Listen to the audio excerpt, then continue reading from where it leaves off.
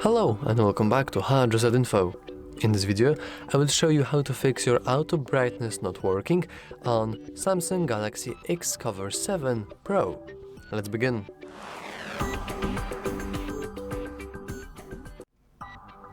We can simply start with going into settings and making sure that our auto brightness is enabled. We can do that by scrolling down and then heading into display. And as you can see right on the top, we have adaptive brightness. We can simply make sure that it's enabled. And as you can see, our brightness automatically went up. And then technically everything should be working and your auto brightness should be having no issues. However, sometimes it's still not enough.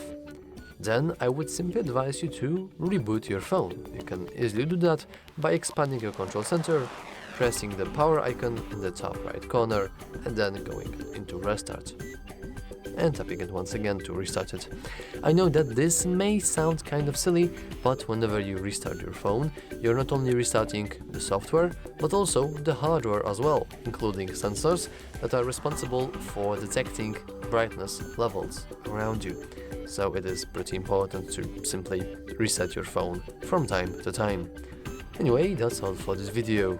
If you found it useful, remember to like and subscribe. Thanks for watching.